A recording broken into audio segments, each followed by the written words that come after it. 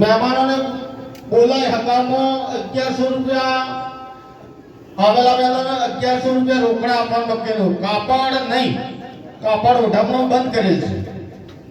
બીજું ડીજેનો મુદ્દો છે. કોઈ બી પ્રસંગમાં ડીજે સંપૂર્ણ બંધ કરવામાં આવે છે. ફક્ત માતાજીના પ્રાણ પ્રતિષ્ઠામાં જ આ ડીજેનો ઉપયોગ કરવાનો. બીજા તમામ કાર્યક્રમમાં ડીજેનો ઉપયોગ કરવાનો બંધ રહેશે. ચાહે રમેણ બી હોય, માતાજીની રમેણ હોય તો પણ ડીજેનો ઉપયોગ બંધ કરવામાં.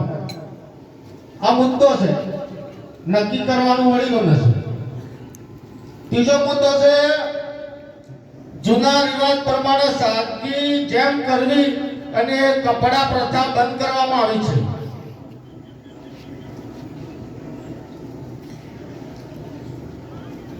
ત્રીજો જેમના રિવાજ પ્રમાણે આપણે જે જેમ નથી કરતા એ જેમના રિવાજ પ્રમાણે કપડું લાવવું કે એના રાવણું પહેરવું આ પ્રથા બંધ કરવામાં આવે. ચોથો મુદ્દો છે કે દીકરીના લગ્નમાં કરિયાવરનો મુદ્દો. જે દાગીના નગ બે જ આપવાના, મોટા દાગીનામાં. બીજા કે મંગળસૂત્ર છે, બીજા નાના બુટ્ટી, આવા જે દાગીના છે એ તો એના માટે છૂટી. મોટા દાગીનામાં ફક્ત બે જ દાગીના.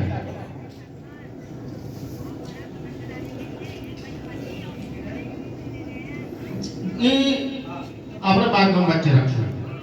શું દાગીના લેવા? દીકરાના લગ્નનો મુદ્દો છે.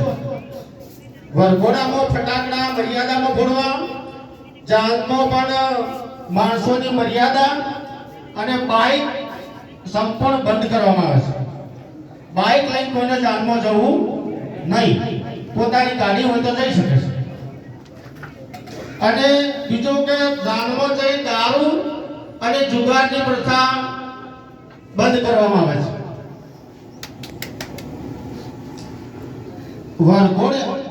વરઘોડામાં દારૂડિયાની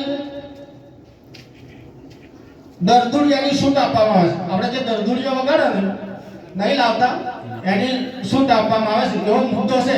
પછી જે નક્કી કરે.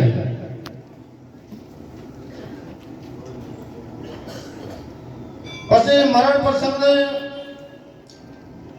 એના કારતમાં શીરો અને મગ શેરિયા દિવસે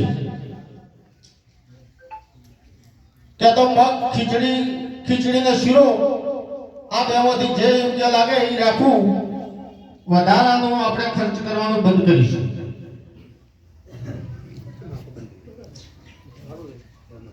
સાતમો મુદ્દો છે કે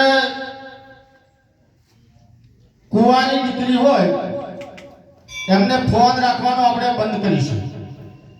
કે કોઈ પણ કુંવારી દીકરીને ઉંમરલાયક થયા પછી એને ફોન આપવો નહીં. દીકરીના લગ્નમાં મંડપમાં ગાવાવાળી કલાકાર કે ડીજે સિસ્ટમ સંપૂર્ણપણે બંધ કરવામાં આવે છે. કલાકાર જે આપણે દીકરીના પ્રસંગમાં કલાકાર લાવો છો તે પણ સંપૂર્ણપણે બંધ કરવામાં આવે છે. મરણ સમયે કફન ફક્ત ઘરધણી 5 કફન લાવે, 5 કે 10. બીજાને આપણે સગાવાળા જે કફન લઈને જઈએ છીએ, સાડી હોય કે બીજા કોઈ પણ કફન બીજાને લઈ જવું નહીં. એનો ફક્ત રોકડા પૈસાથી વહીવટ કરવો. રોકડા પૈસા 10-20 જે આવે તે પણ કફન કોઈને લઈ જવું નહીં. કેમ કે કફન આપણે લઈ ગયા પછી જો હવે જે ભંગી સમાજ છે એ ઘરે લઈ જતો નથી, એ ફક્ત દિવાસળી જ મૂકે છે. અમારે હું તો જોયું છે કે કફન ઢગલો કરી પછી હળગે મૂકે છે. એટલે કોઈ કોમમાં આવતા નથી અને વેપારી લોકો ધરોય છે. એના માટે આપણે બંધ કરવામાં આવે છે. દીકરા દીકરીના લગ્નમાં ધણી જે ઘર ધણી હોય એની ઈચ્છા પ્રમાણે રસોડું બનાવી શકે છે. આવો કોઈ બોધછોડ રાખવામાં આવેલી નથી.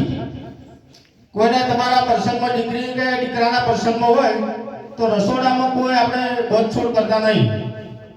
કેમ કે એને તો જેવી એમની ઘરની હાલત હોય એ પ્રમાણે કરી શકે છે. 11મો મુદ્દો છે મોંમાં રાંધવું.